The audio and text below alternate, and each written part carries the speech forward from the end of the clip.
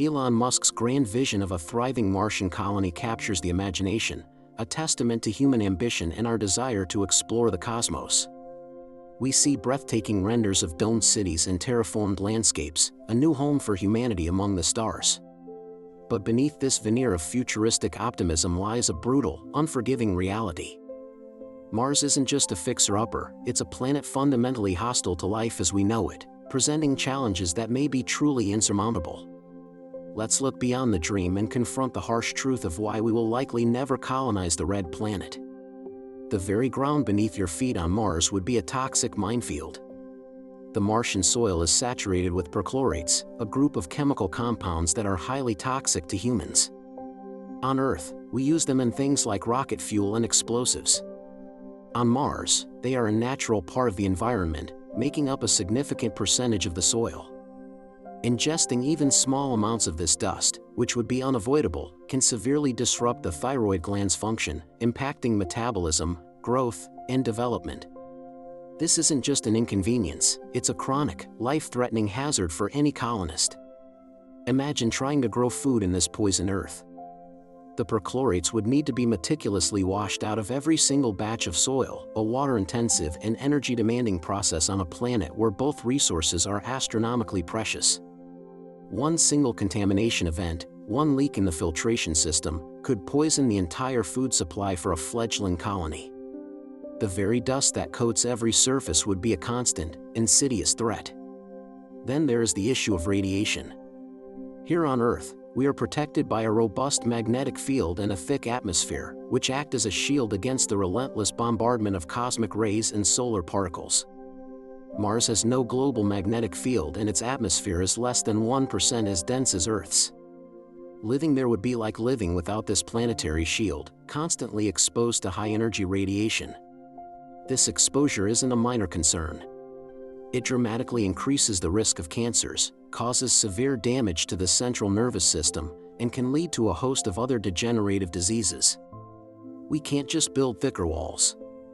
Shielding against galactic cosmic rays, the most energetic and damaging form of radiation, requires massive amounts of material. Think meters of solid rock or water. Burying habitats deep underground is a potential solution, but this creates a psychological challenge of its own.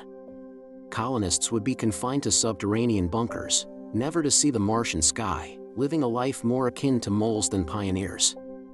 This constant radiation bath would also wreak havoc on any sophisticated electronics and equipment, leading to frequent failures that could be catastrophic in such a remote and unforgiving environment.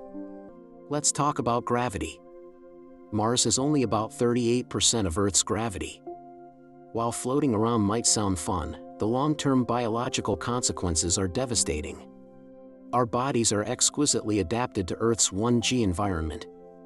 Without that constant pull, our bones begin to lose density at an alarming rate, a condition similar to severe osteoporosis. Our muscles, including the most important one, the heart, would atrophy.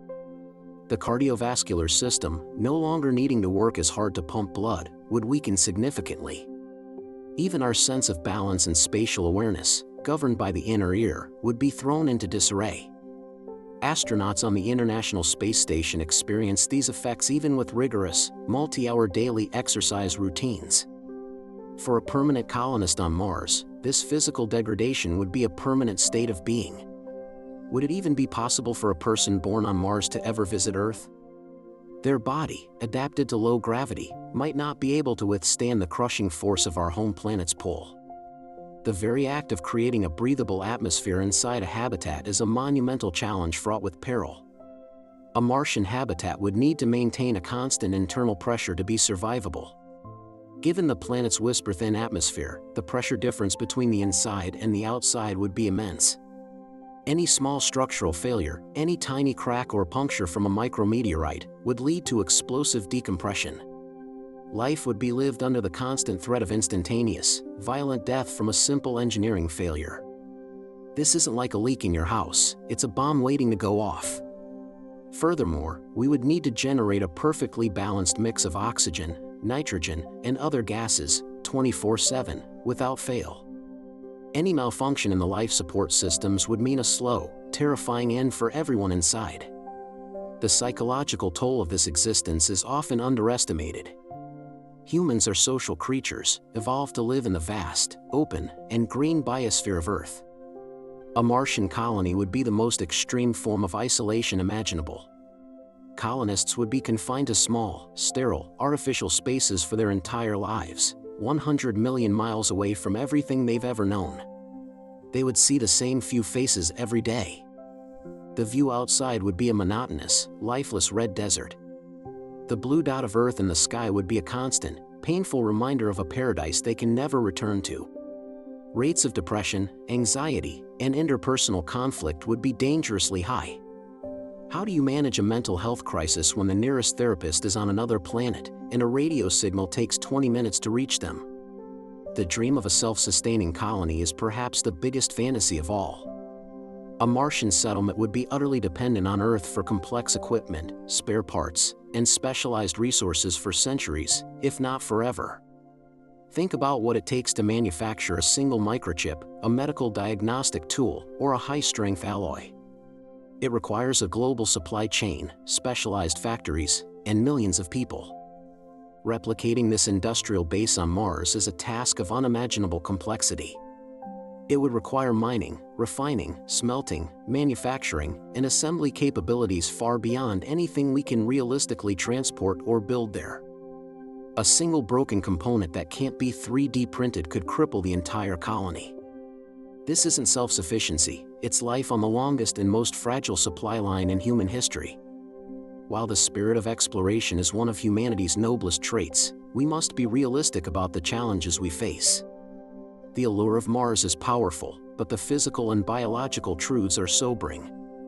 The planet is a toxic, irradiated, low-gravity wasteland. Living there would mean a life of confinement, physical decay, and constant, imminent danger. It's a beautiful planet to study from afar, but it will never be a second Earth. Perhaps our efforts are better spent focusing on the incredible planet we already have, protecting the only true home humanity will ever know. If you enjoyed this dose of cosmic reality, be sure to subscribe to Space Repo for more deep dives into the wonders and challenges of space.